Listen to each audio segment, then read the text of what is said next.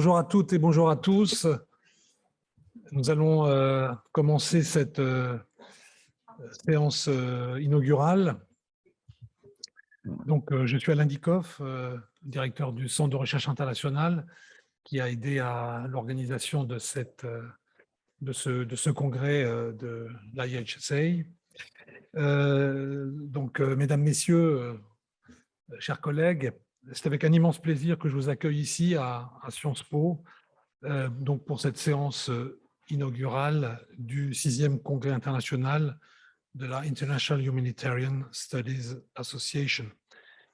Alors, je m'adresse à vous en mon nom, comme je le disais, donc comme directeur du Centre d'études internationales, donc un centre de recherche dédié à l'étude de l'international et qui est partenaire scientifique de l'IHSA, de ce congrès.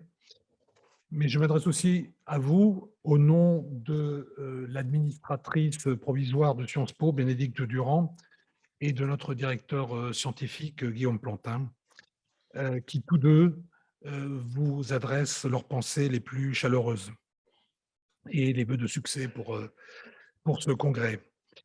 Alors, je suis heureux que Sciences Po puisse accueillir ce congrès auquel nous avons, avec Théa et toute son équipe, travaillé depuis plus d'1 an dans des conditions pas toujours faciles, du fait de la crise sanitaire, évidemment, liée au Covid. En fait, pour vous dire un petit peu la petite histoire, Théa et moi ne nous sommes jamais rencontrés en face à face, physiquement, avant aujourd'hui. Mais bon, ça ne nous a pas empêché de travailler de façon fructueuse, je crois, et de travailler entre les équipes, surtout de Sciences Po et de l'IHSA, et avec aussi un comité scientifique qui a été très engagé dans toute cette aventure et qui a permis à ce que ce congrès puisse se tenir aujourd'hui pendant 3 jours, avec des participants qui sont présents. Vous êtes là nombreux dans cet amphithéâtre Boutmy, mais aussi d'autres qui nous suivent à distance, hein, par Zoom, ce qui permettra une participation optimale dans plus de 80 panels organisés autour de 5 thèmes, la santé et l'environnement, les études sur l'humanitaire, l'économie politique de l'humanitaire, la technologie et l'innovation, et enfin les migrations, les déplacements et les réfugiés. Alors, je sais que les travaux ont déjà commencé ce matin, hein, mais pour des raisons de décalage horaire, nous avons fait la séance inaugurale en début d'après-midi pour que des gens qui sont très loin d'ici géographiquement puissent malgré tout nous suivre. Alors, que ce congrès se tienne à Sciences Po est extrêmement important pour notre institution et je voudrais en quelques mots dire pourquoi. D'abord, l'amphithéâtre dans lequel nous nous trouvons porte le nom d'Émile Boutmy, qui est le fondateur, le créateur de Sciences Po, qui s'appelait à l'époque, l'École libre de sciences politiques, donc qui a été créée en 1872. En fait, nous fêterons les 150e anniversaire de Sciences Po, le 150e anniversaire de Sciences Po l'an prochain. Le projet de Boutmy, donc de celui qui a donné le nom à cet amphithéâtre, était de forger des dirigeants éclairés et porteurs d'un cadre commun de valeurs, un projet ancré dans l'humanisme, dans l'attention à la personne humaine et à son épanouissement. Cette empreinte continue de marquer le projet pédagogique de Sciences Po, notamment grâce à un dispositif qui s'appelle le parcours civique, qui est une innovation pédagogique pour les étudiants des 3 premières années universitaires.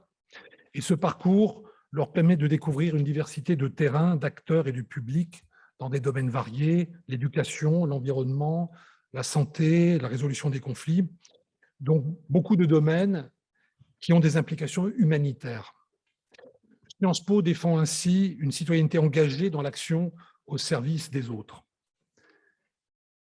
Deuxièmement, en termes d'enseignement, de formation, Sciences Po forme, entre autres, évidemment, forme des étudiants qui occuperont diverses fonctions, mais je voudrais juste insister sur une de ces formations en particulier, c'est la formation précisément destinée à des professionnels de l'action humanitaire de demain. Sciences Po éduque, enseigne et fait en sorte que les différents organismes, les différentes institutions en charge de l'humanitaire est aussi du personnel, disons, qui a une bonne formation. Et donc, dans ce sens-là, Sciences Po forme de nombreux étudiants au métier de l'humanitaire dans le cadre du master, en particulier dédié à cette question de l'humanitaire au sein de PSIA, donc la Paris School of International Affairs, qui est une école très internationalisée, puisque 70% des étudiants ne sont pas français dans cette école. Je remercie d'ailleurs en passant les étudiants de PSIA qui ont prêté main forte pour l'organisation de ce congrès. Troisièmement, sur le plan de la recherche, Sciences Po a 11 centres de recherche, et en particulier celui que je représente plus particulièrement ici, le Centre d'études internationales, le centre le plus ancien, qui lui aussi fêtera bientôt un anniversaire en 2022, son 70e anniversaire.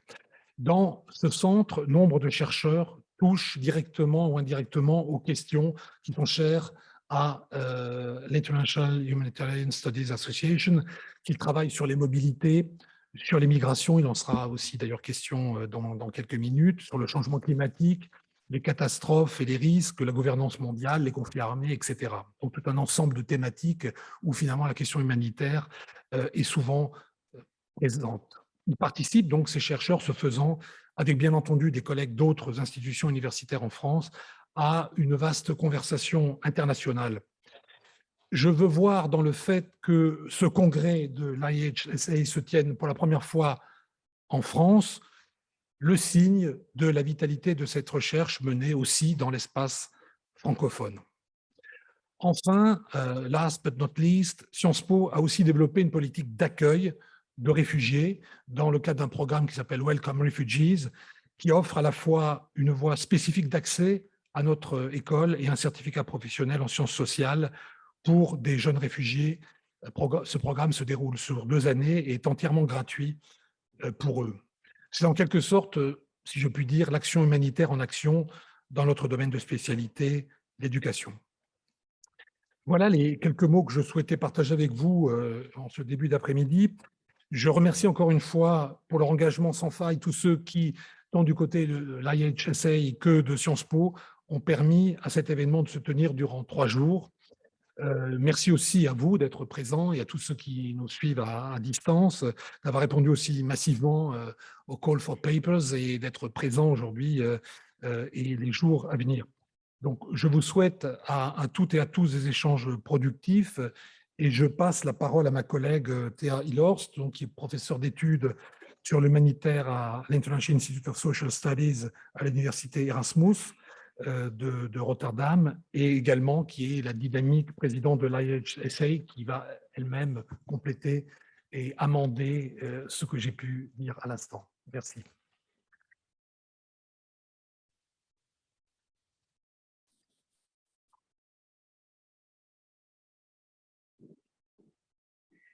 Good afternoon, everyone. It's an immense pleasure to see you back for many of you. And it's an equally immense pleasure to see new faces at the 6th International Humanitarian Studies Conference that we're holding here for the first time, as Alain Dikhoff mentioned, in a Francophone area of Paris. Where else? So it's lovely to be here, and lovely to have, for me, I don't know about you, this is my first face-to-face conference in 2 years' time. And what I have appreciated about the lockdown is that it really helped us to launch into a different world where we are getting used to more online and more hybrid events. And it is so important for the International Humanitarian Studies Association. We have wanted to be more inclusive since forever. And I know we have had a very difficult time behind us, but at least that is something we may appreciate from the lockdown, that it has really helped us to move into an era where we find it maybe even normal that this event is hybrid. So I have a very special word of welcome. Now you see, I'm not used to it because I don't know where to look exactly to say welcome. Maybe that's a camera, I'm not sure. But I want to say very much welcome to the online participants. And I'm really glad that you made it and that you're here. And we really like to hear back from your experiences. Are you actually going to sit down for 3 days to attend the conference? Are you perhaps sharing the room with some other people who are also attending the conference? Are you sitting in a classroom where you brought together some of your students? We really like to hear back how you've experienced the conference online. And we're very, very glad that you're here. So that is, for your information, we have now 200 people face to face and no less than 150 paid participants online. So they didn't pay the same amount as you guys here, but nonetheless, it shows an enormous level of dedication that you attend the conference, participate, and bother to register to be online. And we already had, I have been in 2 sessions this morning, and I can tell you that the online participation is very important. We had questions from the online, we have presentations from the online. It's been really great so far. Now that could only happen, and there's a technicality in online hybrid conferencing, so that could only happen because of very dedicated assistance we are having from the students of Sciences Po. And I really like you to give a huge warm applause for the students of Sciences Po. Yeah.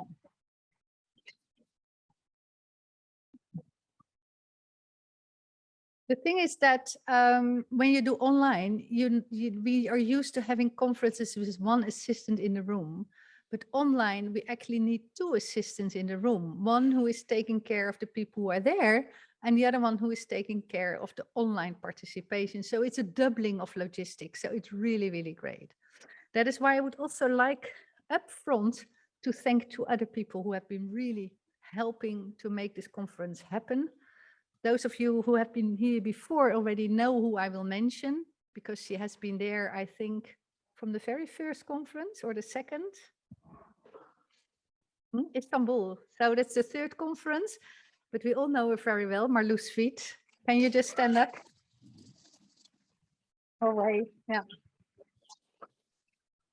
And the other person is new to our conference organizing, but she's been immensely responsible for the online part. And don't underestimate how much work that is. That is Isabel Aduenda. Is she here or is she doing the online? Oh, she's doing the online. Isabel, thank you very much.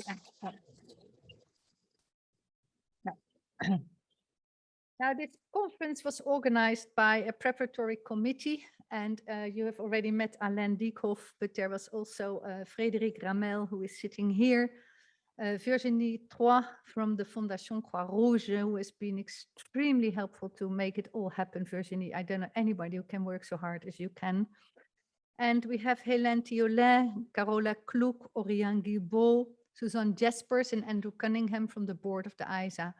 And then myself, we've had many meetings in the last year. And as Alain already mentioned, it's all been online, of course. So this is the first time today that we meet each other. There are so many people I've met online and now meet today. And I realized the only difference with online is that you don't see how tall people are. So I feel so tall today because I've been looking people in the eye for last and a half year, and suddenly I realized, oh, I'm actually, if I stand up, I'm looking over your head. So that's very strange experience for me. Now, our conference is called The New Realities of Politics and Humanitarianism, Between Solidarity and Abandonment. Now, it's a tickling title, but we really stand by it. And the COVID-19 pandemic has really had a major impact on humanitarian needs and responses in the last year, and has put solidarity to an ultimate test. The whole vaccination inequalities we can see. Can we speak of solidarity? And how can we make sure that solidarity regains prominence as a value over the self-interest of nations in combating the pandemic? And of course, it's not only the pandemic, it's also the climate crisis, which is already a humanitarian crisis. So we stand in solidarity, of course, with COP26, or stand in solidarity. We would like COP26 to succeed. We will come back to that later. We have a little action planned with the pictures that we will take in the break after this session. This is a pre-announcement. So if you don't want to attend the entire session, of course you will, but just in case you have to walk out, please walk back in at 3:30 sharp, because that is when we will have the photo session. and it will be a normal photo session. And then we will also have a small message for COP26 that we will deliver together for those of you who want, of course. Now, so we see, apart from the general theme of solidarity, there's a lot of ongoing issues around healthcare, accountability, localization, and the politics of humanitarian action. And that is all reflected in the themes and the panels of the conference program. It will also be an opportunity to discuss and continue to discuss power relations within the humanitarian sector, the ethics of partnership, and, for example, a roundtable tomorrow asking about the politics of the ethics of partnerships. So that is, we can really go deep about the current trends we are seeing in humanitarian action. Of course, the Black Lives Matter movement has also really entered debates that we have in the humanitarian sector, not just in the humanitarian sector, but also in humanitarian studies that I'm sure will resonate one way or the other here in this conference. Now, I know that you will all go home hopefully happy, but also frustrated because too many things are happening at the same time.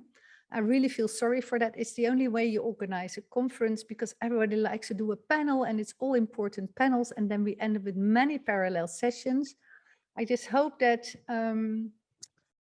you don't have too much stress out of choosing and electing. And maybe it helps to know that of most of the panels, there will be, no, I'm not sure if I can say that. Marloes, is there going to be available the speeches of the panels? Huh? Okay, Marloes will update us later about that. But that, I just wanted to encourage you, feel also free to write an email to a panel organizer. If you were not able to be part of that panel, just write to the panel organizer, ask them to share whichever papers were presented. And I'm pretty sure that that will also yield very interesting networking opportunities. Speaking of networking, the International Humanitarian Studies Association is a membership organization. So we have currently around 400 members and regulars that attend our conferences. And tomorrow night, it's all in the program, we will have a general assembly. We have had a very interesting voting process in the last few weeks that we actually had many more people for the places available on the board, which is already a token of maturation of the association, because last time we didn't need to vote because we didn't have enough candidates for all the positions. So I think that's really great that we now have so much interest from all over the world of people who want to be on the board of the Humanitarian Studies Association. So we have done the voting process. My lips are sealed. It will become tomorrow evening. You will hear the outcome of the process. And I hope you can join our General Assembly. Apart from the sort of the paying, let's put it like that, members, we have a huge network because we are very low threshold. One of the things we do since 1.5 years is send around every week a selection of blogs that we come across that we find interesting to our field.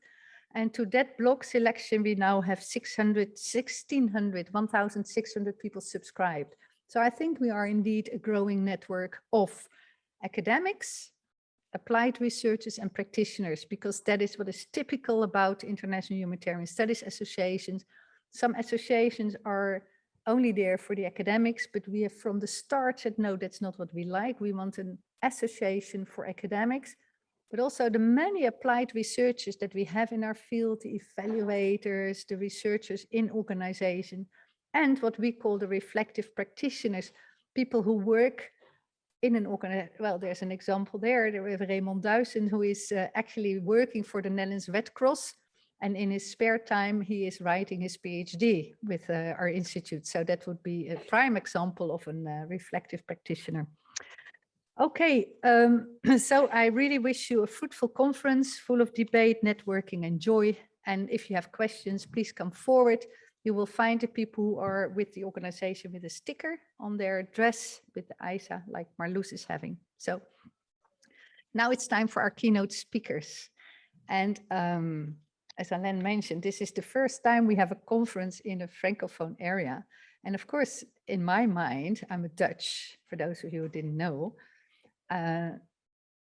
the French humanitarian studies is like the prime. It's the cradle of humanitarian studies to my mind. I mean, it's my whole, the bibliography of my thesis, and later it's very full of French authors. So one of the most difficult things was for us to choose keynote speakers, because we have a choice between so many. And I'm really pleased that we have here 3 excellent keynote speakers that will open the program for us. I will introduce them one by one, so when they come up for the speech. So I will start with Anne Guéguin. She is going to be our first speaker. Anne is the head of the Middle East and North Africa Department of the Ministry of Foreign Affairs here in France, and we are extremely pleased that you will join us today. Especially, she was telling me over lunch, she's also pleased because she was a student of Sciences Po. So welcome back to Sciences Po, I might say. Yeah? Anne is, could very well be a typical member of the association, as she has been in and out of the academe. No, now I'm exaggerating. She has been in and out of practice and foreign affairs. That is how I should say this. So I was a bit distracted by the Sciences Po detail. Sorry. So she has been a deputy of France to the United Nations until 2020. And she has done a lot of work and many years in the Department of Political Affairs of the United Nations. And she also started in the early 2000s as a French diplomat in the Iraq crisis. Without further ado, I'm very happy to ask Anne to give us a keynote speech. Welcome.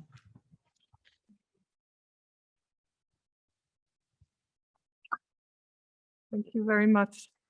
Mesdames et messieurs les professeurs, les chercheurs, les spécialistes et les praticiens des affaires humanitaires, et surtout chères étudiantes et chers étudiants.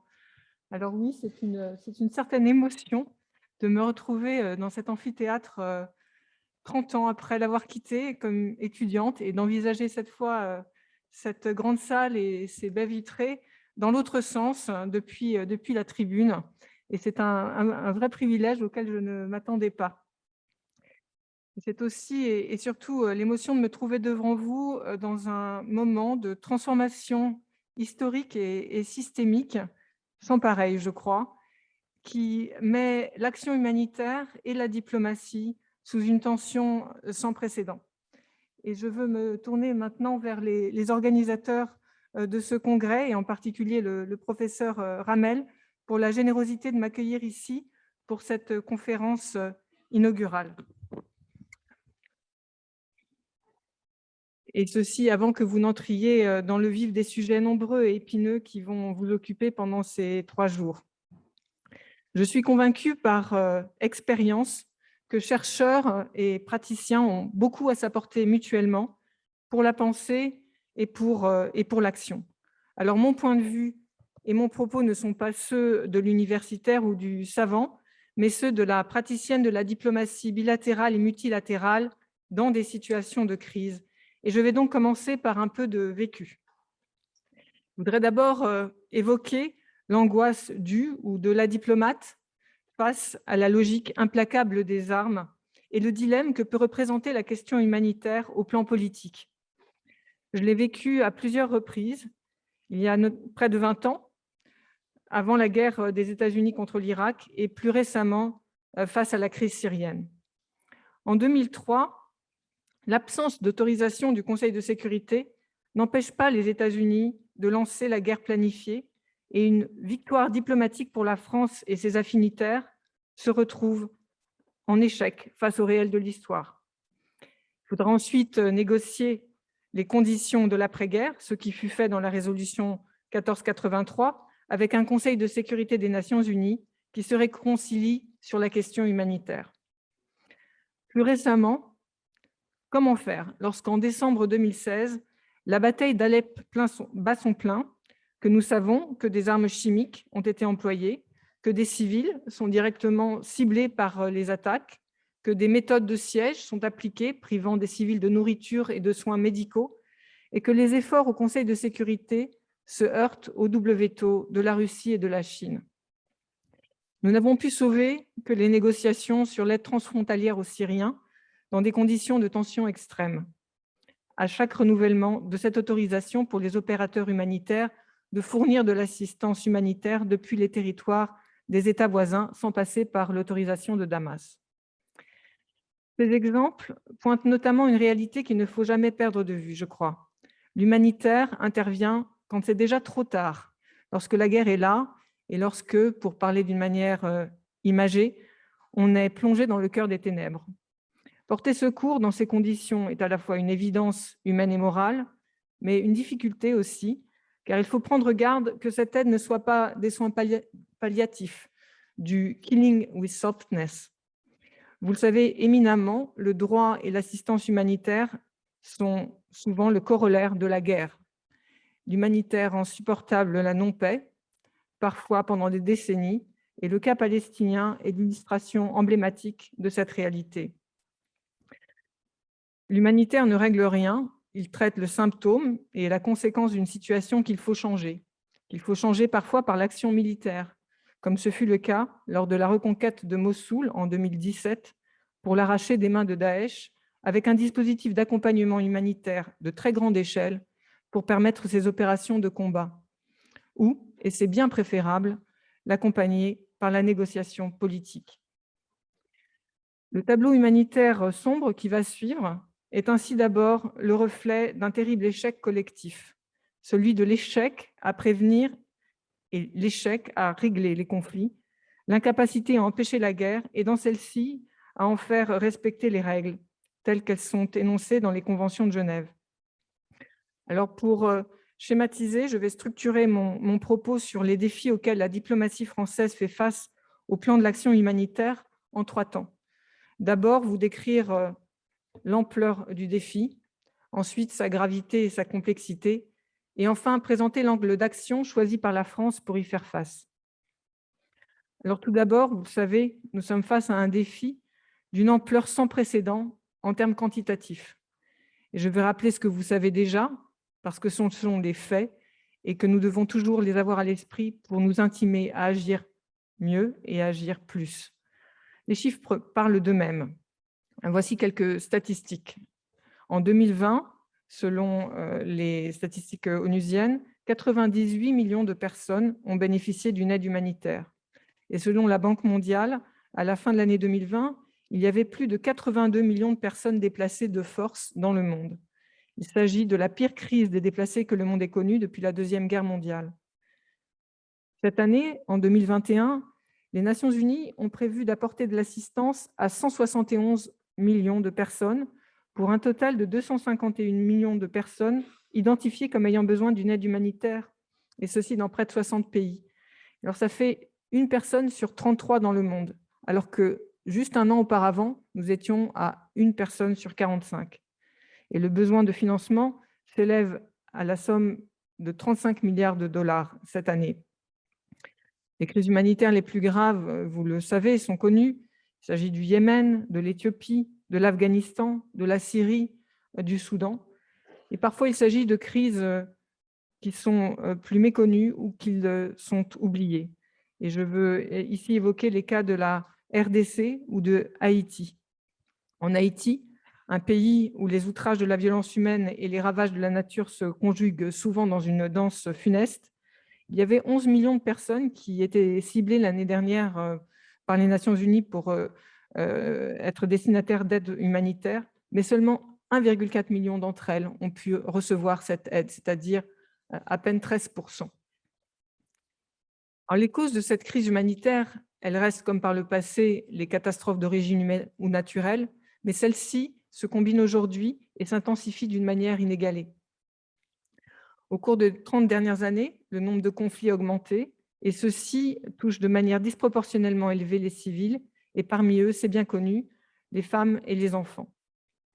Il y a eu parallèlement une multiplication des catastrophes naturelles d'origine climatique, que ce soit des cyclones, des ouragans ou des sécheresses, et qui parfois se combinent avec les catastrophes dues à l'homme. Et la situation dans le bassin du lac Tchad en est un exemple.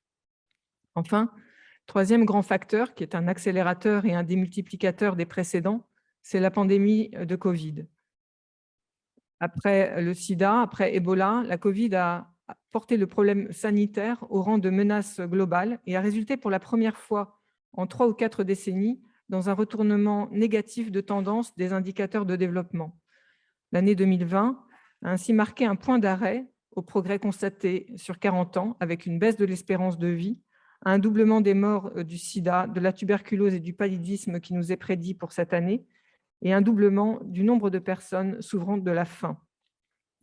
Le problème est moins directement sanitaire que le résultat des effets secondaires des confinements et de la récession économique, particulièrement frappante en termes d'accroissement de l'insécurité alimentaire mondiale. Et là, je pense à l'augmentation des prix de la nourriture et à la rupture et à la désorganisation des chaînes d'approvisionnement. Ainsi, le fléau de la famine, qu'on croyait éloigné, menace de plus en plus les populations dans les zones de crise. Je pense ici à l'Afghanistan, à l'Éthiopie, à la RDC et au Yémen. Pas moins de 41 millions de personnes risquent aujourd'hui de mourir de faim dans plus de 40 pays. Une conséquence de ces évolutions est que bien que le mot humanitaire n'apparaisse qu'une fois dans la Charte des Nations Unies, dans son article 1, c'est aujourd'hui un des champs d'action principaux des Nations Unies, celui dans lequel l'organisation est la plus reconnue et son action la plus incontestable. En effet, elle remplit un rôle crucial dans l'évaluation consolidée des besoins, la mobilisation des ressources et la coordination opérationnelle de la fourniture de l'aide par les acteurs humanitaires, qu'il s'agisse des agences onusiennes, qui sont à bien des égards les fleurons des Nations Unies, par la qualité de leur personnel et la fiabilité de leurs opérations. Je pense ici au HCR, au PAM ou à l'UNICEF, ou qu'il s'agisse d'autres organisations internationales, comme le CICR, et bien sûr les innombrables et très précieuses ONG. Une part importante de l'agenda du Conseil de sécurité des Nations Unies est aujourd'hui consacrée au volet humanitaire des crises et des conflits, alors qu'il y a 20 ans, j'y étais, invité le Bureau de la coordination des affaires humanitaires, OCHA, à la table du Conseil de sécurité, relevait pratiquement de l'exploit. Ceci vous dresse en quelque sorte l'ampleur quantitative du défi. Mais le défi, il est aussi d'une gravité sans précédent sur le plan qualitatif. Le droit international humanitaire et les principes de l'assistance humanitaire sont mis à mal, non seulement parce qu'il y a davantage de guerres qui impliquent de plus en plus de parties. Si on fait un décompte, il y a aujourd'hui plus de 600 groupes armés dans 44 pays, mais parce que ce sont des guerres sans règles, ce qui est une des raisons de la brutalisation du monde que nous vivons et que la France dénonce sans relâche dans les instances internationales, notamment par la voix de son ministre de l'Europe et des Affaires étrangères et par la voix de ses diplomates. Alors que la protection des civils est un point qui est inscrit à l'agenda du Conseil de sécurité depuis maintenant plus de 20 ans, et alors que les conventions de Genève ont atteint l'âge vénérable de 72 ans, les violations du droit international humanitaire sont multiples, elles sont flagrantes, parce que les civils sont soit délibérément ciblés dans les attaques, ou parce qu'ils sont insuffisamment protégés. La guerre en Syrie est un exemple extrême de violations constatées, et je garde à l'esprit, je vous le disais à l'instant, la vive mémoire de la bataille d'Alep en 2016, qui a vu les bombardements contre les zones civiles, ainsi que l'utilisation de la faim et le refus de distribution des soins médicaux utilisés comme arme de guerre. Les violations, ce sont aussi les violences sexuelles, utilisées comme arme de guerre contre les Rohingyas, les Yézidis, mais aussi à très grande échelle et pendant des décennies en République démocratique du Congo, et on le constate malheureusement et tragiquement dans bien d'autres théâtres. Le droit international humanitaire est violé aussi à travers la multiplication des attaques contre les personnels médicaux et les personnels humanitaires eux-mêmes et des attaques contre les hôpitaux. On l'a vu en Syrie, on l'a vu en République centrafricaine, au Mali, au Niger, au Tigré, en Afghanistan. Au cours des 6 premiers mois de cette année, l'OMS a constaté 568 faits de violence contre les prestataires de soins médicaux et 114 morts ont résulté parmi le personnel médical et les patients. Alors vous le voyez, les 4 grands principes de l'assistance humanitaire que sont l'humanité, l'impartialité, la neutralité et l'indépendance sont remis en cause par les obstacles mis à l'accès aux populations dans le besoin et par ce qu'on appelle le rétrécissement de l'espace humanitaire. Celui-ci, comme le rappelait justement et récemment le représentant du CICR au Conseil de sécurité des Nations Unies au mois de juillet dernier, c'est à la fois quelque chose de très concret, un espace matériel, un camp, un hôpital, une prison, mais c'est aussi un champ normatif qui s'inscrit dans un cadre juridique patiemment et solidement construit depuis Henri Dunant et qui semble malheureusement se détricoter sous nos yeux aujourd'hui. Je vous le disais, le refus d'accès est constaté en Syrie, en Éthiopie, au Yémen, au Myanmar, au Soudan du Sud. Il peut être le fait d'autorités étatiques ou de groupes armés. Il se traduit par des restrictions qui sont imposées au mouvement du personnel et des fournitures humanitaires. Je pense au blocage de l'aide médicale au Tigré en Éthiopie notamment. Il peut se traduire par des longues procédures de visa et de douane, par des retards au point de contrôle ou par des taxes et des redevances élevées sur les fournitures humanitaires. L'impartialité et la neutralité sont mises à mal aussi par l'instrumentalisation et la politisation, comme on continue de le voir en Syrie notamment. Les questions humanitaires n'ont jamais été aussi politisées, comme le montrent les échanges au Conseil de sécurité sur ce conflit.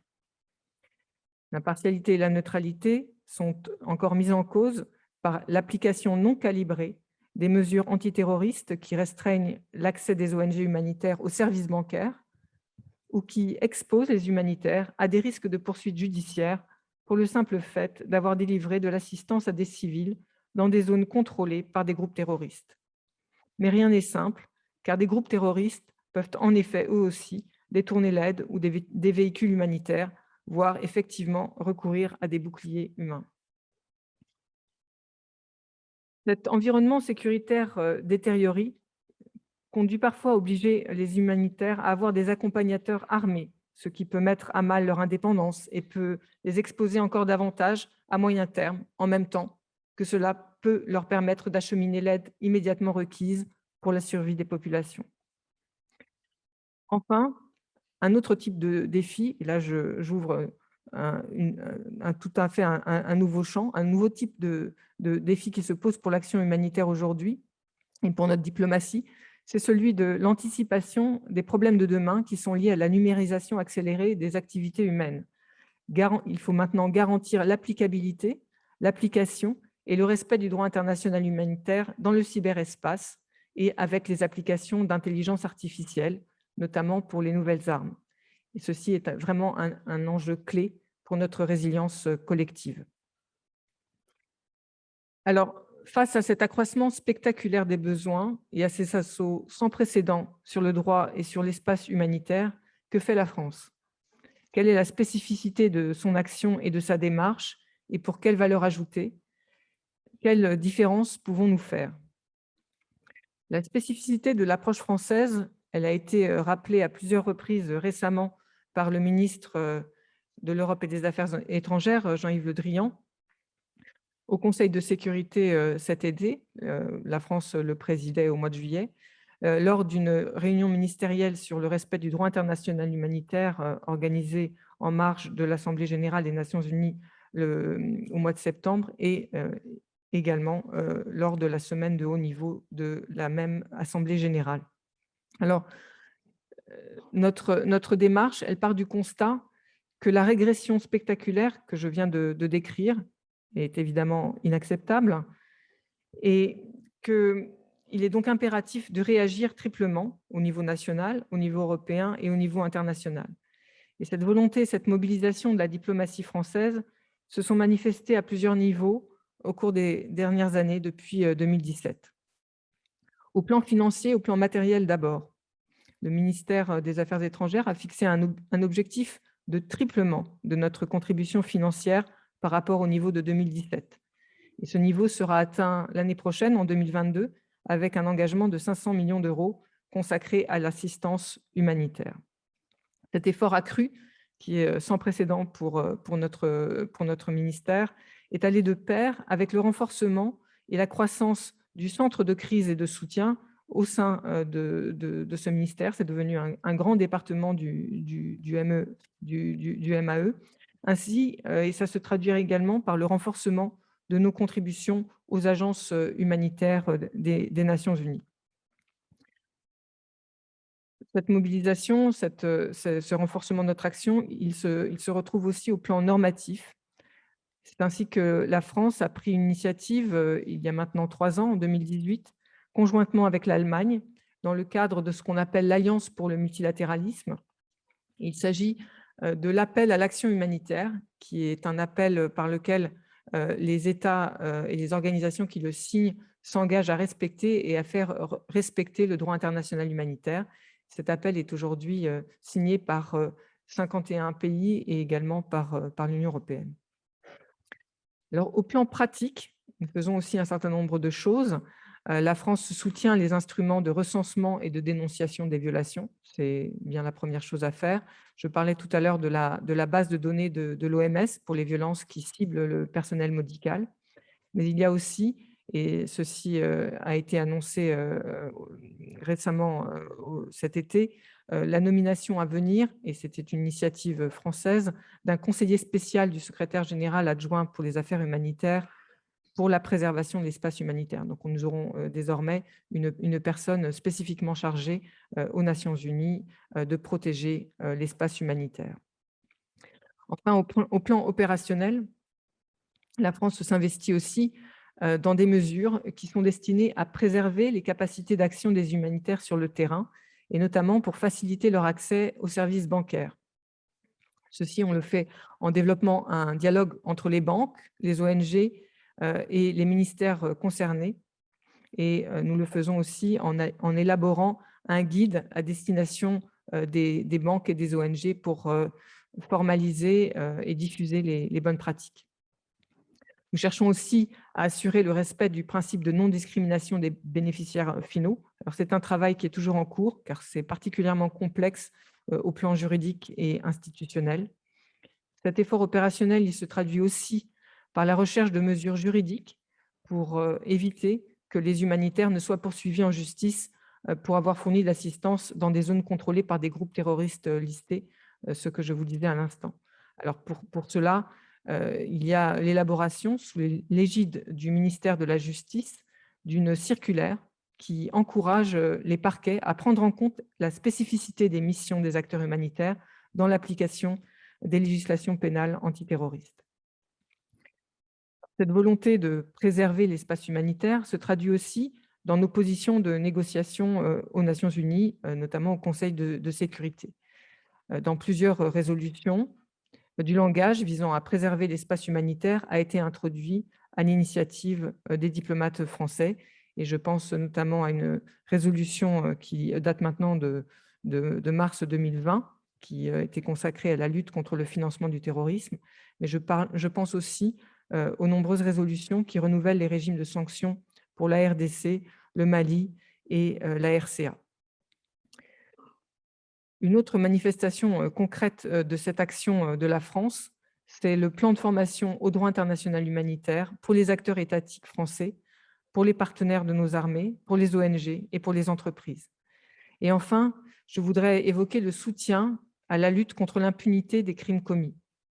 Les attaques contre les personnels humanitaires et médicaux peuvent constituer des crimes de guerre, comme vous le savez. Ils doivent faire l'objet de poursuites auprès des juridictions nationales, mais aussi, quand c'est nécessaire et possible, de la Cour pénale internationale. Nous nous efforçons par ailleurs d'introduire dans les régimes de sanctions onusiennes les violations du droit international humanitaire comme un critère de désignation. Ceci a été fait cet été pour le régime de sanctions concernant la RDC. Enfin, pour conclure, je voudrais souligner que la mobilisation de la diplomatie et des autorités françaises pour l'action humanitaire et le respect du droit international humanitaire n'est pas un effet de mode. La tenue de la conférence nationale humanitaire en décembre 2020, sous les auspices du président de la République, a été l'aboutissement d'un travail de fond et de concertation intense avec les associations et les ONG humanitaires. Et cette mobilisation, elle va se continuer maintenant au plan européen, à travers un nouveau rendez-vous périodique que nous allons inaugurer en janvier à Bruxelles dans le cadre de la présidence française de l'Union européenne, en lien avec la Commission européenne, et qui sera le Forum humanitaire européen. Mesdames et messieurs, après avoir commencé par une mise en garde sur la brutalité du monde, je voudrais conclure en vous laissant avec ce que Steven Pinker appelle « the better angels of our nature », et terminer par une situation qui est tirée de l'enquête concernant les principes de la morale de David Hume et qui, je crois, illustre l'optimisme de la volonté et l'humanisme qui animent notre diplomatie sur ces questions. Alors, je le dis en français, sachant que les traducteurs ont le texte original en anglais. Il suffit, pour notre propos actuel, s'il est permis, ce qui est sûrement, sans la plus grande absurdité, ne peut être contesté, qu'il y ait quelque bienveillance, si petite soit-elle, infusée dans notre sein, une étincelle d'amitié pour l'humanité, une particule de la colombe malaxée dans notre corps avec les éléments du loup et du serpent. Que ces sentiments généreux soient supposés si faibles, qu'ils soient insuffisants pour remuer même une main ou un doigt de notre corps, ils doivent encore diriger les déterminations de notre esprit, et là où tout le reste est égal, produire une froide préférence de ce qui est utile à l'humanité sur ce qui est pernicieux et dangereux. Merci beaucoup, je vous souhaite des travaux productifs et fructueux.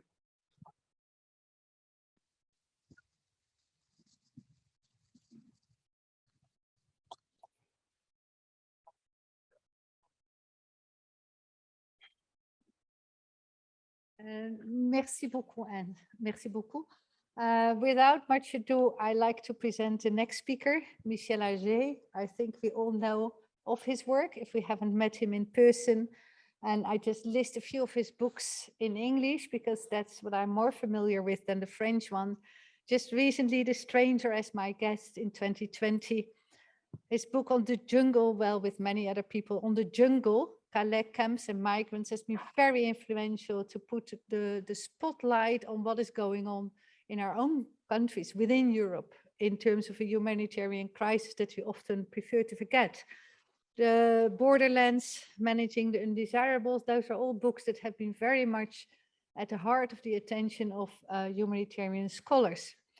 Now, Michel Auger is an anthropologist, professor at École des Hautes Études en Sciences Sociales, and emeritus senior researchers at the Institut de Recherche pour le Développement. His main interests are human globalization, exile, and urban marginalities. After several years of fieldwork investigations in West Africa and Latin America, he conducts personal and collective researches in Africa, Middle East, and Europe on migrations and refugees. He coordinated the research program Babels, the city as a borderland, awarded by the French Agency for Research, ANR, and he's now the director of the Department Policy at Institut Convergence Migration. It's an immense pleasure to introduce Michel Auger.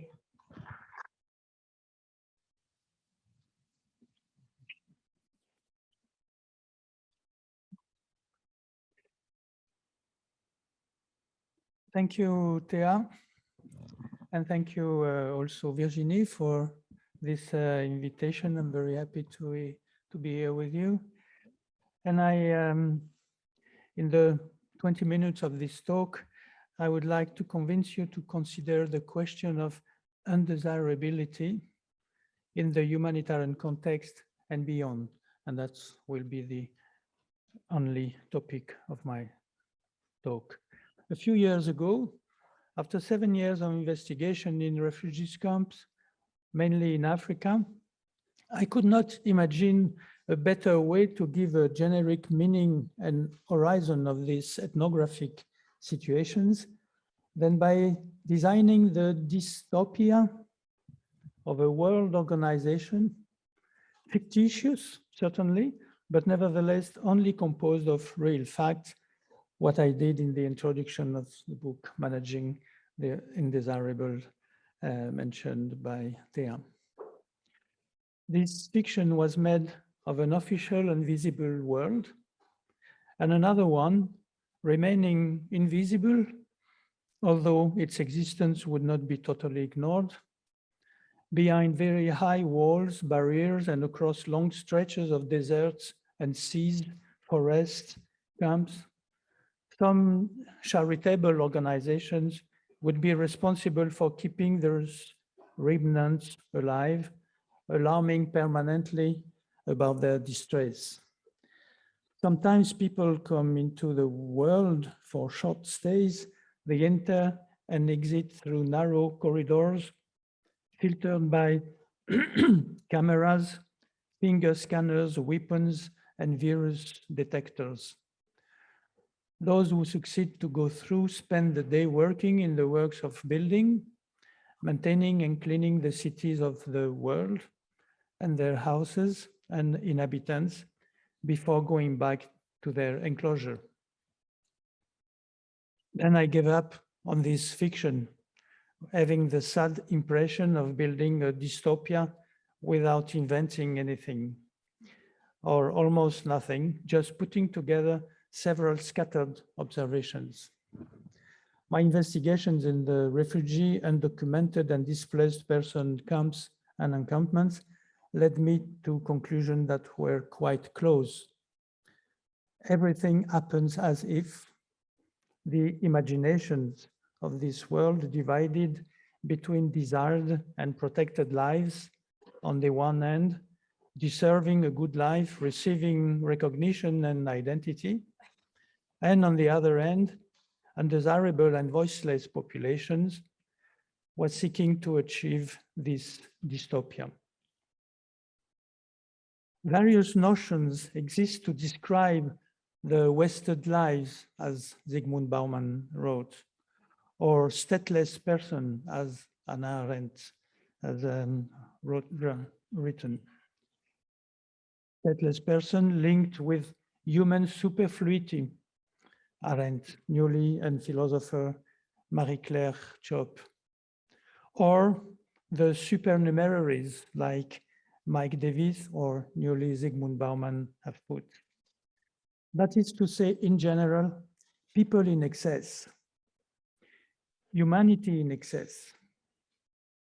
About excess, note that the repeated destructions of nearly 70 street encampments since 2015 in Paris can be analyzed now as a kind of mise en scène or staging of the migrants as an excess population. Their deportation is supposed to demonstrate that there is no available place for them.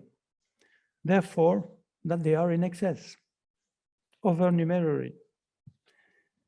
Politist Karen Akoka recently wrote about this. How to name this repeated image, representation, belief of a supernumerary population? How to consider it or not? I suggest we need now a concept, a political concept, as suggested by the project of my colleague Anne Stoller in New School in New York to make a critical lexicon of political concept. A political concept that is considered as a key notion to understand imaginary and practice of the political, based on history and anthropology, to design this condition within the global context of world politics and humanitarian intervention. So, beside concepts like colony, decolonization, animals, conquest, crisis, development, identity, etc., just to mention some pieces of this critical lexicon, what is undesirability as a political concept? It is more than a socioeconomic or institutional category. We speak symbolically of another world or rest of the world, as I wrote in my fiction. It is directly or indirectly racialized, skins, bodies, and appearance defining essentially and absolutely undesirability. It is kept away by various political and logistical means. It is polluted and dangerous. We know now after COVID-19 crisis that immunity goes together with security and reinforce the fear of others, near or far others. But now today, security plus immunity are stronger and enough to reinforce borders and can even exempt the use of humanitarian rhetoric. I'll give a brief example precisely dated of this. In the first day of March 2020, against a background of confused concern about the cross-border spread of the coronavirus and the simultaneous repetition of official comments and images of intrusion of migrants into Europe, all fears seemed to come together in a constricted space-time. What happened then was a very quick outburst of hyper-security measures against migrants.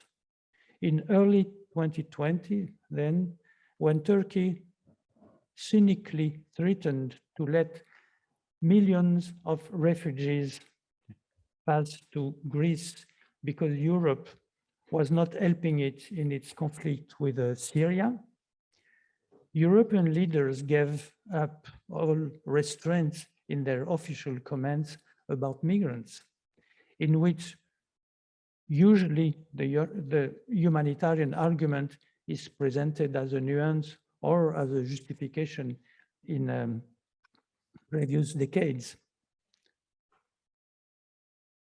All this has completely disappeared. Quotation mark. The border is closed, go away. The migrant put themselves in danger if they take one more step. Greece is the shield of Europe. We have heard from Greek and European leaders, putting more barriers and police front to these few thousand refugees wandering at its gate, less than 10,000 people, and not the million as announced by Turkey leader Erdogan a few weeks earlier. All this at the risk of letting them die, using the famous Foucauldian words, when not letting them get killed. This was shown by a careful investigation by the Forensic Architecture Group, which was able to demonstrate that on March 4th of 2020, live ammunition had been fired against the migrants at the Greek border. 7 of them had been injured and 1 killed, Muhammad Gulzar, from Greek police or army shooting. We have to take in account, of course, the growing number of refugees, internally displaced persons, clandestine migrants, asylum seeker, stateless person, that is, as it was just said before, that is more than 80 million individuals nowadays, according to UNHCR. And more especially, we have to take into account their perennisation as a systemic position in the world. We have to think with the perennity of this supposed exception, and in the same time with the growing brutality of the political that produces it. Significantly, on the recent period, some historians began to investigate the history of the word undesirable, questioning it as a category of public action. The historian Emmanuel Blanchard, in a text of 2013, shows that the expression qualify successively, quotation, the nomad gypsies of the years 1910-1920, the Jews of the 30s, 40s, and then the Algerian of the 50s, 60s, this in France. Quite systematically, the camp, or more generally, the sidelining, are associated with this identification. The term undesirable appears in common vocabulary and in administrative and political discourses in the 20s and 30s, in association with migration and racial issues and with the status of foreigner. In this period, the term became, says Blanchard, euphemistic, avoiding having to resort to explicitly racial categories. In 1939, in France, undesirable will designate also the Spanish Republican refugees, who will be that year, for the most part of them, placed in camps in the south of France.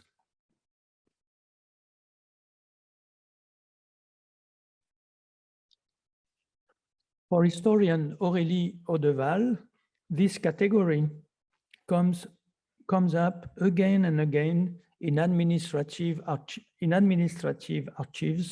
in the 30s and 40s, in decrees, circulars, and other documents, public documents, as she says, a real obsession of public authorities, but without giving any clear definition, nor in terms of nationality, religion, etc.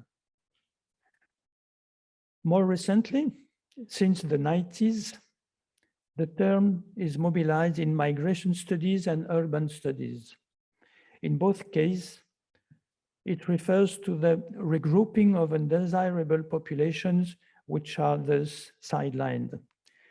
In the context of urban gentrification, social control, security policies, police repression against minorities, criminalization of the homeless, and eviction of unwanted people are part of urbanization project and more widely of urban pacification. Undesirability is then defined as essentially a question of policing public space, urban ordering.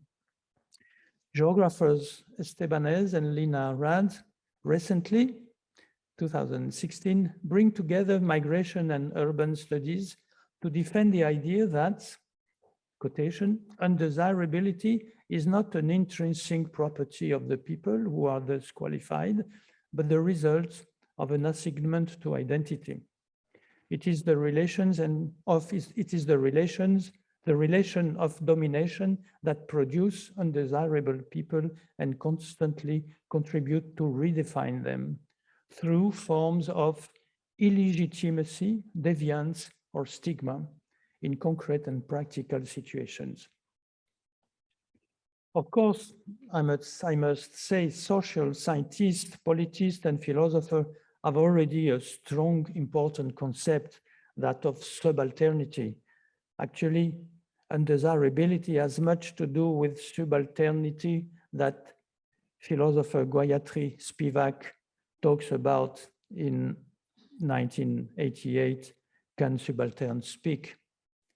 In fact, undesirable are the result of the same epistemic violence as that through which, according to Spivak, Europe imagined the extreme radicality of the others as subalterns in the guise of the colonial subject. Both are political and relative definitions and depend on the context and circumstance which generates these categories of public policies. The view and knowledge carried by dominant Europe on and about other territories and population have been formed over the centuries of conquest, colonization, exploitation, and maintaining apart. In the succession of these words, one can see that desire with conquest, colonization, and rejection with exclusion, maintaining apart, are in a permanent tension as two different forms of the same principle of domination. This epistemology creates in this past domination the most radical other at the lower limit of humanity. The slave body and colonial subject first, then, I'm sorry I go quick, it renews him, her in the present domination, that is the racial subject of the apartheid and the post-colonial migrant or refugee of nowadays.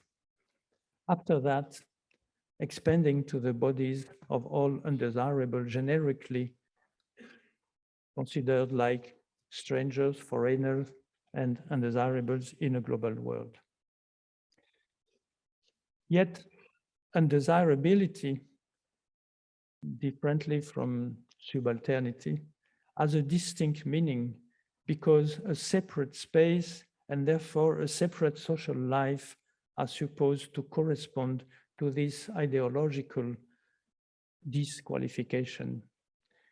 See, at the level of the governance of territories and population, what means the Bantustan, separate pseudo-country created by apartheid, or the Senzala, in the group as a group habitation of rural slaves in Brazil between 16th and 19th century, compared with slavery and apartheid in general.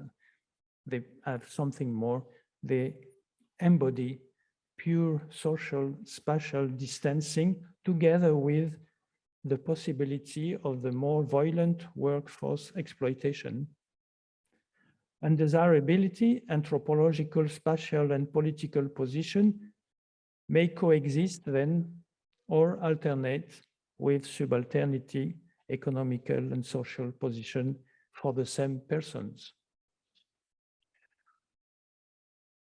The concept of undesirable tells us more about those who name them than those who are so named. And you don't have to use the term to mean it. The violence of migration policies, the brutality that accompanies the discourse and practice of the treatment of foreigners stopped at the borders are sufficient to worry anthropologists and not so anthropologists. The brutality of politics nowadays and in general is a sign of an increasing risk for the life of undesirable people. To conclude, why this discussion, which gives very few consideration to the humanitarian intervention itself? First, to propose a form of decentering from the usual conception of humanitarianism as a response to vulnerability, and pointing them that the spaces and actions made in name of vulnerability actually are a form of government of undesirables when we situate it in its permanent, its systemic and political context. Secondly, if desire is an energy turned towards others and the world, helping to build the subject in the Lacanian thought, undesirability refers to emotions of disgust, rejection, and fear of the others. The fear to be transformed by the close presence of undesirables legitimates their confinement apart and grows now with the growing articulation of immunity with security. This politique of non-desire leads to the question of borders and their false evidence. It is about understanding how and in what context there are borders between humans. Are they constructed, deconstructed, displaced, changed, etc.? It leads also to the political question by paraphrasing and diverting the words of Gayatri Spivak I mentioned, who questioned if subalterns can speak, and by situating in the context of in the humanitarian context, or more generally in the contemporary world, can undesirable speak? Even as undesirables, their proper desire towards the world make them possible subjects of their life and of another kind of politics. I thank you for your attention.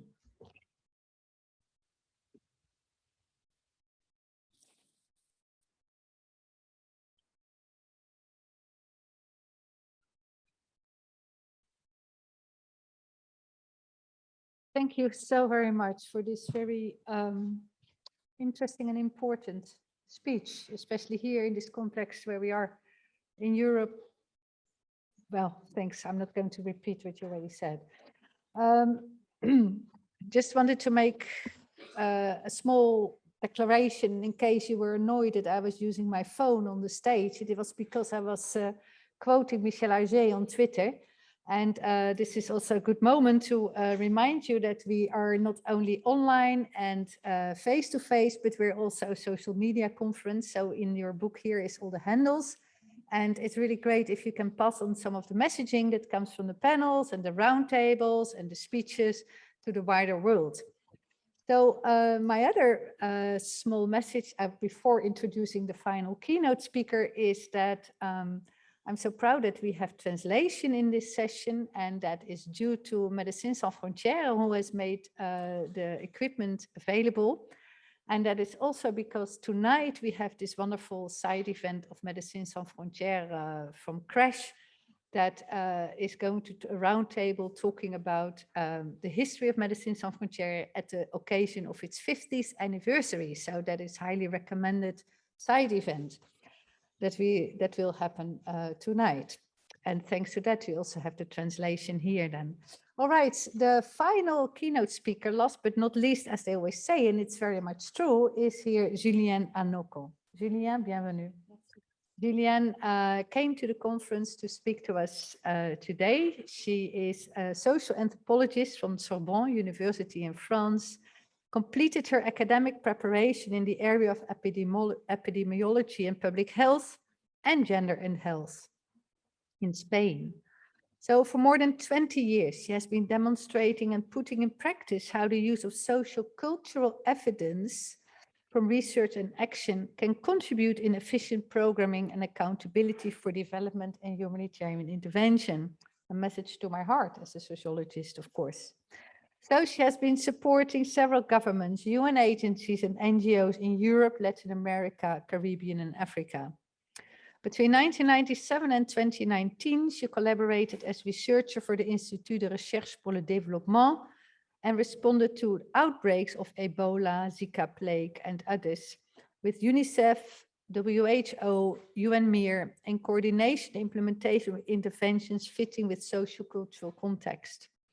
Dr. Anoko is the recipient of both the Research and Innovation 2015 Award from the French Red Cross Humanitarian Fund and the Marsh Award for Anthropology in the World 2017 from the UK Royal Institute of Anthropology.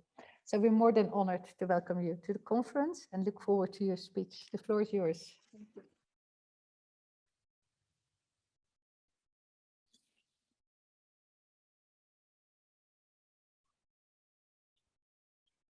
Good afternoon, ladies and gentlemen. Thank you, Virginie and the organization for inviting me. On behalf of the WHO Regional Office for Africa, I'm pleased and privileged to join you this afternoon on this conference on humanitarian studies to share some reflections on the social science perspective on humanitarian action through public health emergency in Africa. My speech will answer to the following questions. How in Africa, health emergencies offer opportunity for reading the reconfigurations in the humanitarian sector and its major challenges, such as solidarity, equity. What is the contribution of the social sciences in the observation of the phenomena? Why operational research is so crucial to understand communities affected by the epidemics and by humanitarian action? Is the operational research enough supported today? I will share with you the lesson learned that we can draw for this experience of social science research during humanitarian situation. I will develop in regards of my experience as a humanitarian professional, a social anthropologist embedded into WHO and several others international organizations. You can see this picture. This is me in the Republic Democratic of Congo during the Ebola outbreak response in a war zone. I think for the humanitarian family, this was the most big challenge that we have ever had, responding, saving lives in a war zone, including saving our own lives. So, countries in Africa are prone to humanitarian situations, such as emerging and re-emerging infectious disease outbreaks and other public threats. We have natural disasters, insecurity, terrorism, wars, and armed conflict. I think that Anne has explained a lot of them, and many countries that Anne cited was in Africa. To this end, humanitarian intervention is a constant for the countries and population of the African continent. However, Africa is also the continent of opportunities through its women, men, and young girls and boys who are very active in promoting a positive, lively, courageous, and happy Africa.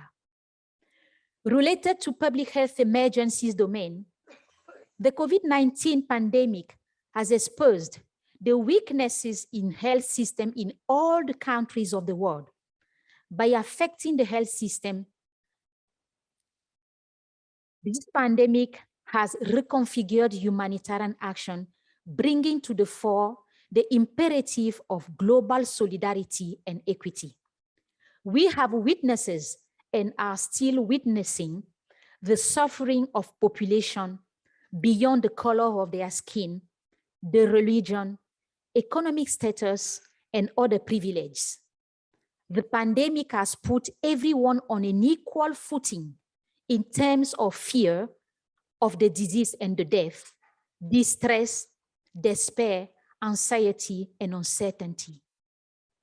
I know that you saw these pictures, the dramatic images of the convoys of military trucks in Italy, which, because of the saturation of the cemeteries, had to transport the bodies of other city to other city for burial far from their families.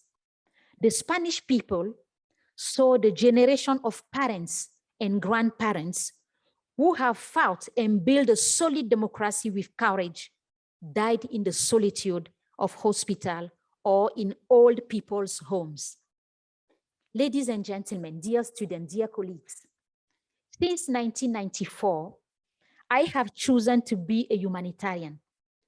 I will even say that in view of my personal history, it is the humanitarian field that has chosen me as a woman, as a wife, and as a mother of a multicultural family.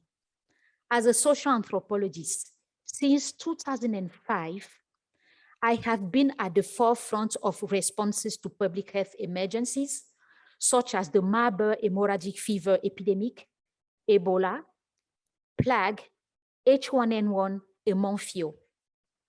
I'm also at the forefront of active armed conflict areas where I am not only fighting highly lethal viruses to save lives, but also playing hide and seek with armed militia to stay alive and reunite with my family after each response.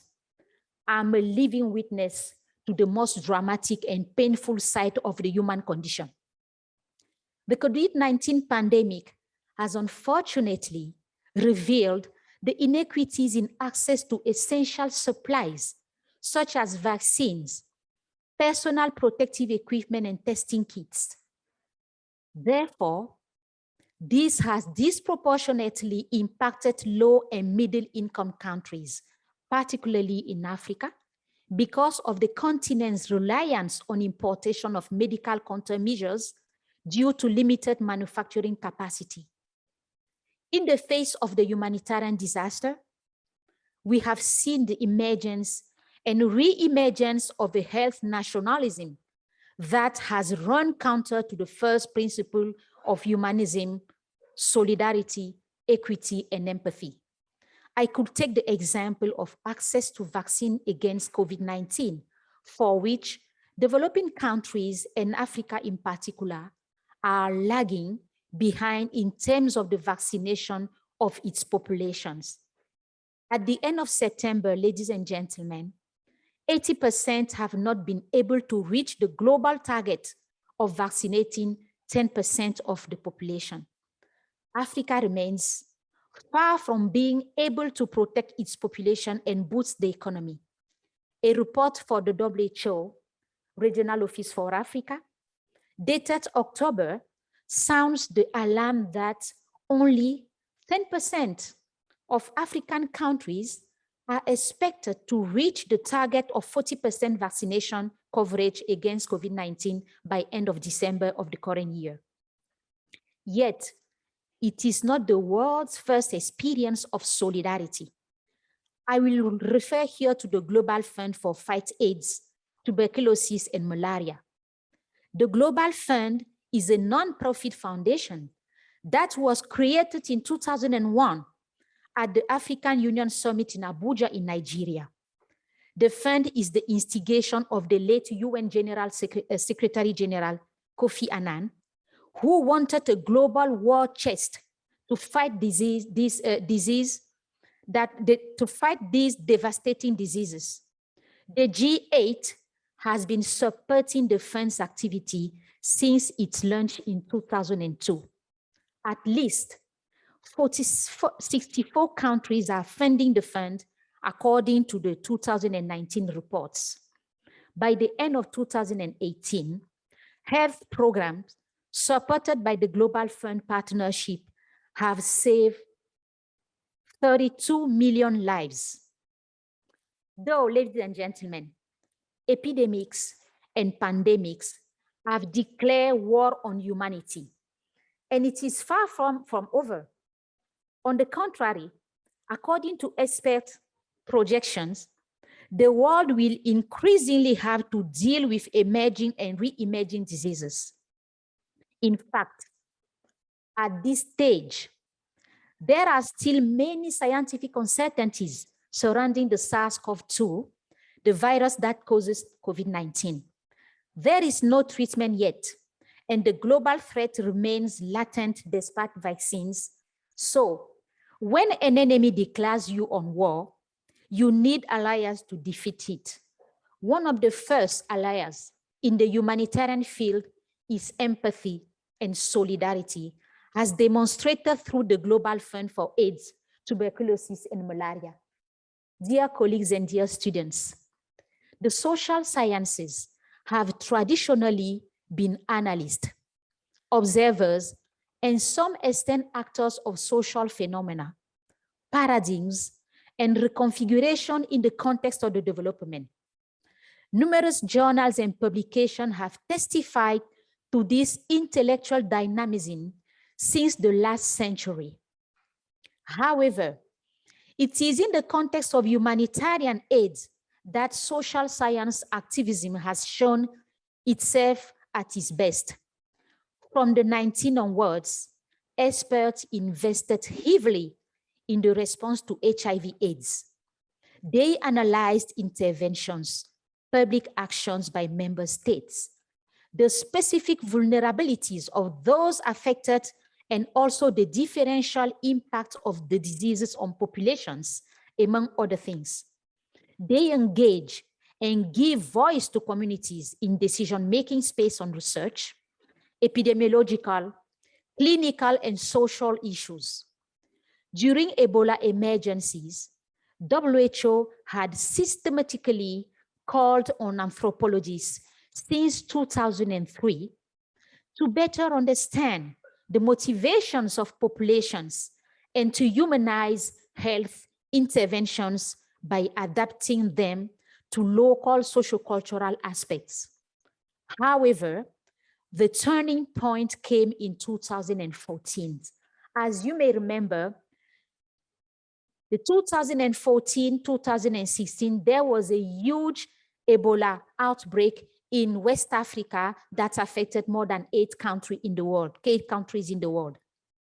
during which nearly 11,800 people lost their lives. This marked a decisive turning point in the mobilization of social science in the humanitarian interventions. Faced with the misunderstandings and refusal of populations to comply with the drastic biomedical protocols that was imposed to them, social science are massively called upon to the rescue to facilitate dialogue and understanding of the context. These experts are mobilized by United Nations agencies, international and national NGOs, bilateral and multilateral organizations, and academic institutions. I myself have been mobilized by WHO, UNICEF, and the UNMEER, a mission that mirrors the peace missions of the United Nations organizations. Three singular forms of mobilization and engagement of social sciences were defined by Professor Alice Declos and myself in a scientific paper that we published in 2017. Namely, we have the group of Ebola experts, the group of cultural mediators, and researchers in anthropology. Ebola experts are academic. They are scientists who know the disease. They know its medical, technical aspect, biosafety constraints, the history of population reaction during previous epidemics, institutional dimensions such as the international health regulation, the role of the WHO and the global and local health institutions. They are recognized in specialized social networks and communicate in global health institutions. The second group are the cultural mediators that facilitate the understandings of people's perception and attitudes. They identify opinion leaders and allies for communication. They suggest appropriate messages and support the formation of local Ebola committees to facilitate the deployment of health interventions and promote community participation in the response. The third group are researchers.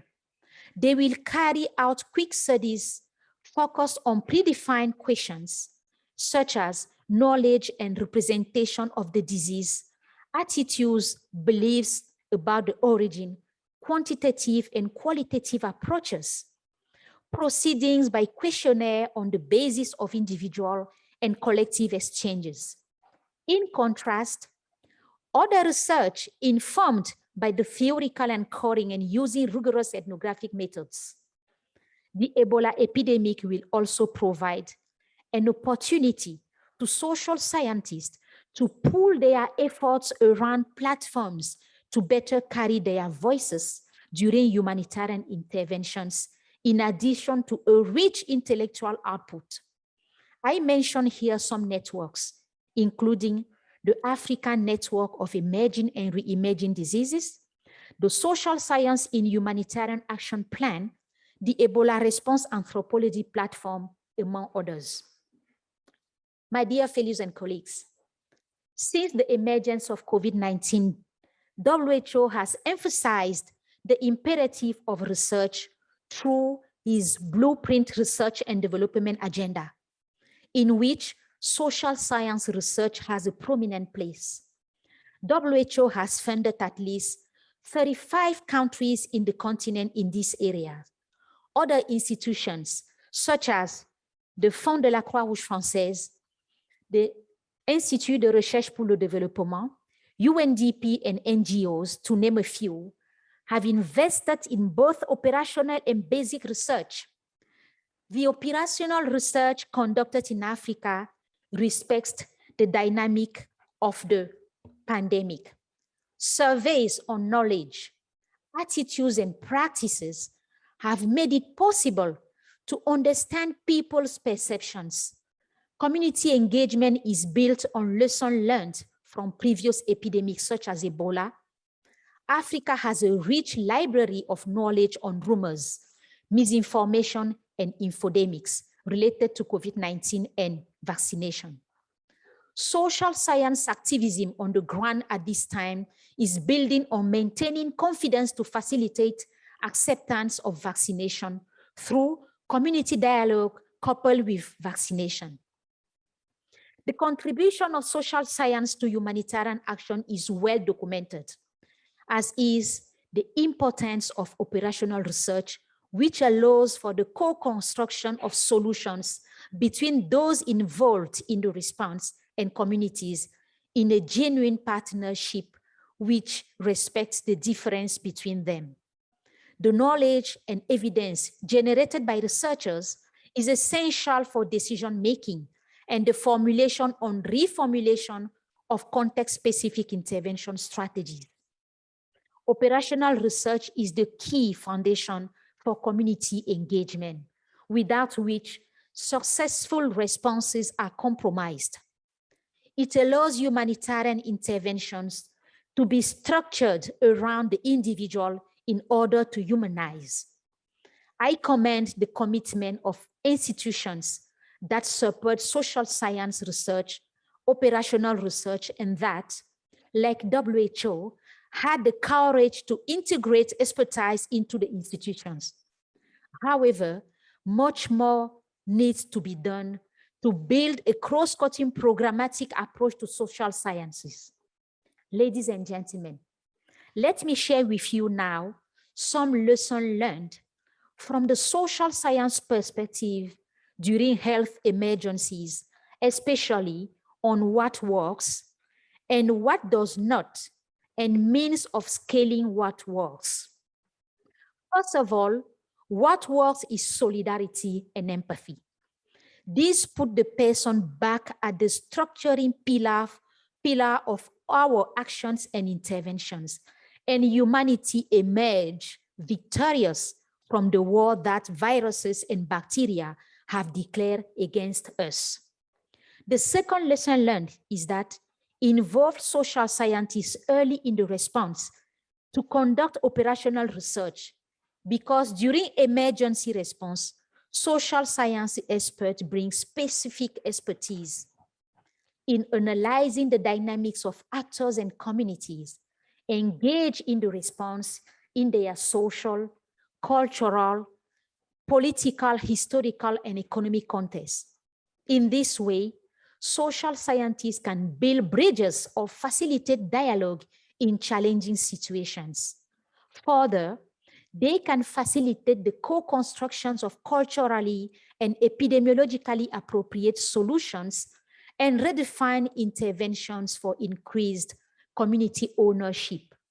In this way, response measures can account more fully for the human experience and reduce potential for unintended additional suffering to stakeholders, some of which may be destabilized by fear of disease, death, and conflict prevention. Funding operational research and streamlining national protocol validation procedures in emergencies is essential for evidence to support decision-making formulation and reformulation of context-specific strategy. Communities are partners in emergency response. They need to be supported to play their role. Communities are often poorly involved in the planning and implementation of intervention, yet their commitment is fundamental to control outbreaks in all the phases. Mobilize family leaders for surveillance, early case detection, contact identification, and follow-up and quarantine has shown effectiveness of outbreak response. This engagement of cooperation with communities calls for an urgent change in the approach to health emergency response. All member states, all partners, health authorities, and humanitarian actors are urgently called on to quickly move from a dominant biomedical design of public health emergencies response to a public health design that balances biomedical paradigms with those of social sciences. Integrate social science into preparedness to building resilient communities and health systems in Africa is key. This means learning from the COVID-19 response and previous epidemics to conduct operational research to strengthen the preparedness in Africa is quite fundamental. Risk assessment and vulnerability analysis could benefit from social science perspective. Prospective operational research could make available evidence regarding critical and recurrent thematic that used to fuel reticence and distrust, such as the management of funeral rites, social organization, community dynamics, and the new roles of youth and women, social factories of rumors, infodemics and misinformation, and the health professional dynamics. Building national and regional partnerships with universities, researchers, social science network is fundamental. Allow substantial funds to operational research is key to better prepare for and respond efficiently to health emergencies. Ladies and gentlemen, to end my keynote speech, I would like to ask you, please be kind to yourself and be kind to each other. Thank you very much.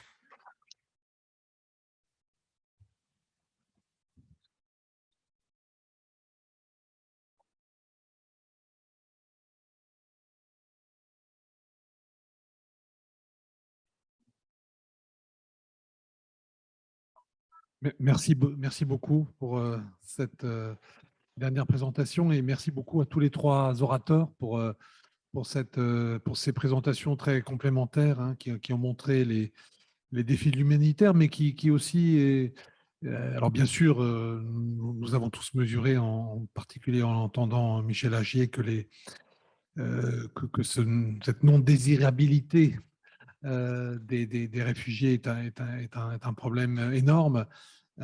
En même temps, on voit aussi qu'il y a des signes positifs malgré tout, de mobilisation, d'empathie, vous l'avez dit, de solidarité, certes pas toujours suffisant, mais bon, malgré tout, encourageant. Alors, nous n'avons pas beaucoup de temps, mais nous avons quand même un petit quart d'heure, donc je m'adresse à l'audience qui a été patiente et qui a écouté avec beaucoup d'intérêt vos présentations pour leur indiquer, pour les inviter à s'exprimer. Donc, si vous avez des questions, hein, plutôt que des commentaires, ce serait mieux parce que comme nous avons peu de temps, et si quelqu'un veut commencer à se lancer. Oui? Yes, please. Is there a mic somewhere?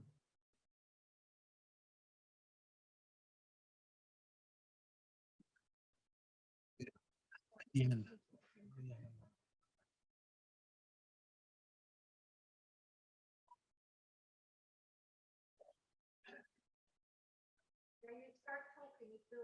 Yes, I think. Just try if. No, but you would get some help.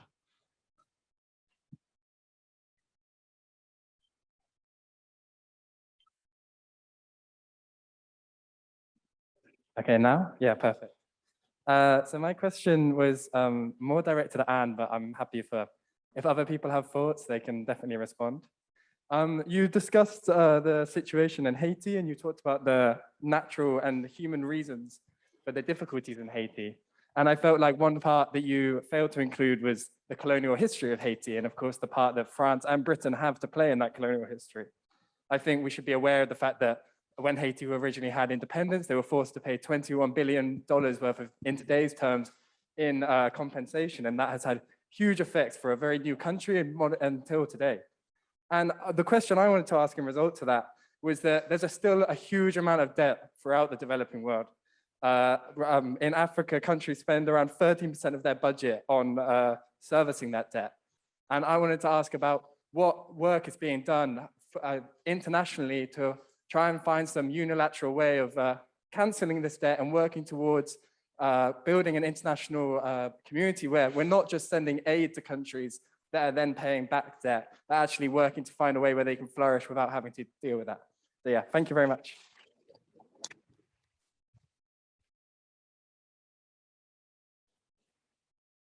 Thank you for your comment. And of course, history should always be in the back of our minds when we want to read the crisis of the present.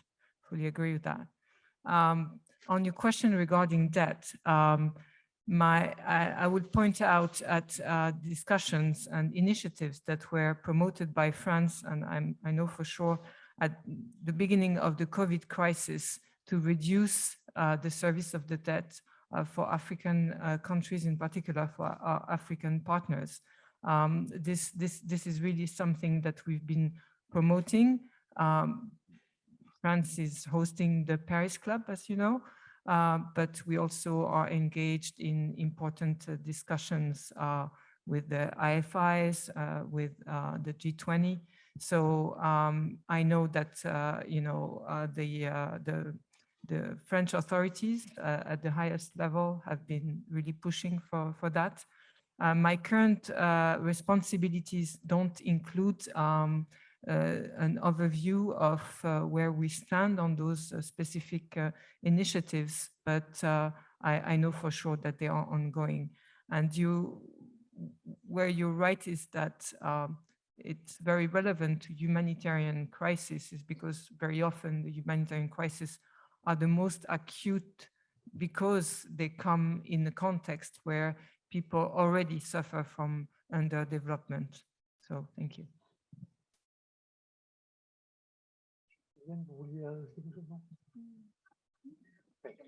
Okay. So other question? Don't be shy.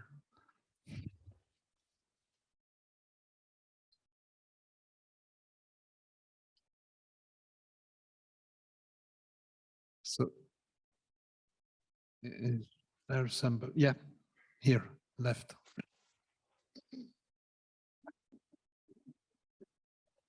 Hello there. Thank you so much for the very interesting presentations. My question is on this political concept of undesirability. And thank you very much for thinking about how it lends to and is separate from subaltern studies as well. So I just wanted to ask about the ways it's, sorry. Yeah. Sorry, I'm going to remove my mask a little. I couldn't breathe. About the ways also it could, similarly to subaltern studies, lend to Achille Mbembe's necropolitics, who also looks at the conditions of slavery and colonialism, thinking through Foucault's letting live and letting die, and this sort of living dead as well. And I felt there was a lot of resonance there with undesirability, maybe more particular to the experience of forced migrants and refugees. But I was wondering if you could, like you did with subaltern studies, think about how it is similar to, but also separate from necropolitics as well. Thank you very much. So I think it's a question for Michel.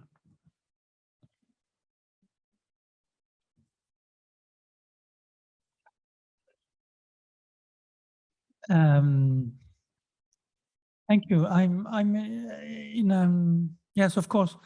What you put is central on this thematic.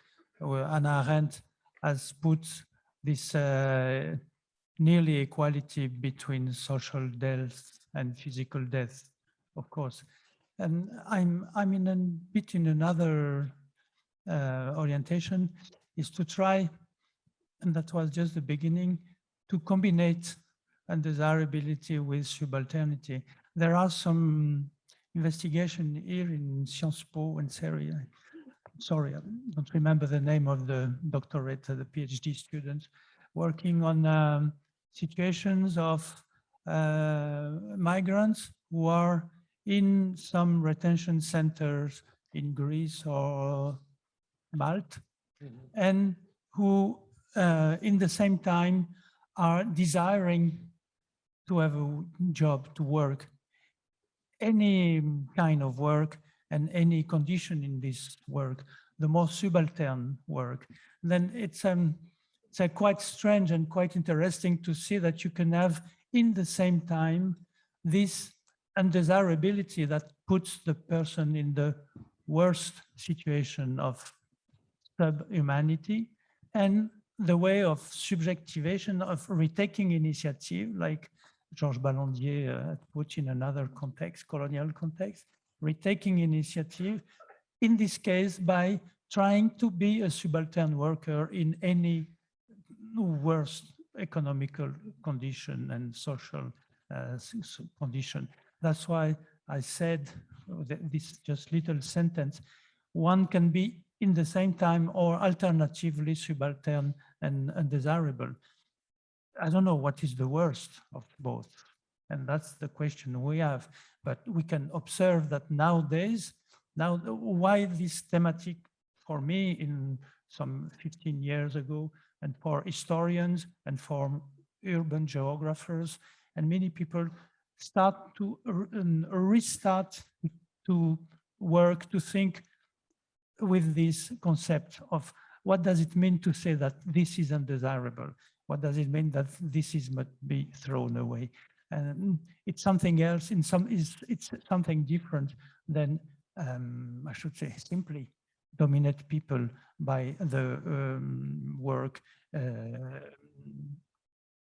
exploitation. There is a combination of both.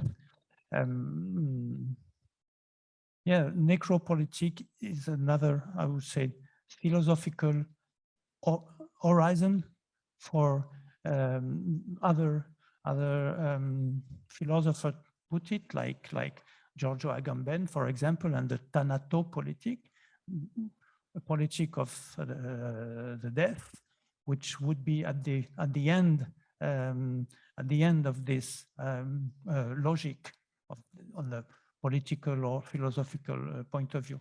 I try to look at something which seems to me more real and which takes us to the ethnography, which is the combination of various symbolic logic of representing the others. I think we will have, unfortunately, to stop here.